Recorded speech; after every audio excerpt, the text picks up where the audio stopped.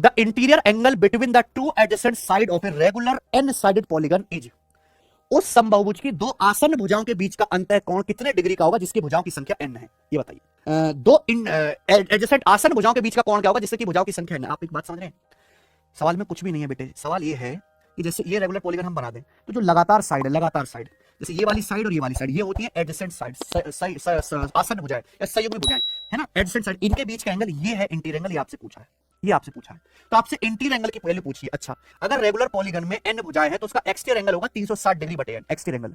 तो regular polygon का exterior angle आ जाएगा। इंटीरियर एंगल क्या आएगा?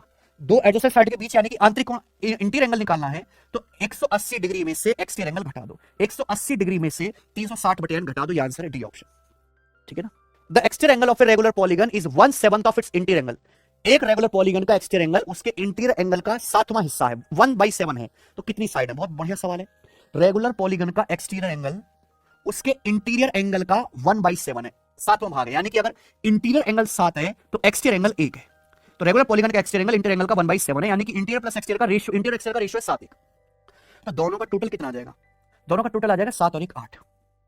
दोनों का टोटल इंटीरियर प्लस एक्सटीरियर का टोटल आ जाएगा 8 फीट। दोनों का टोटल एंगल बनना चाहिए 360 डिग्री, 180 डिग्री।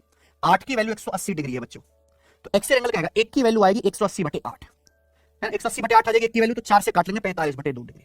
तो रेगुलर पॉलीगन का एक्सटीरियर एंगल आ गया 45 बटे 2, रेगुलर पॉलीगन का बाह्य कोण आ गया 45 बटे 2। तो रेगुलर पॉलीगन में कितनी साइड है? 360 डिग्री बटे एक एक्सटीरियर एंगल, एक एक्सटीरियर एंगल आ गया जी 45 बटे 2।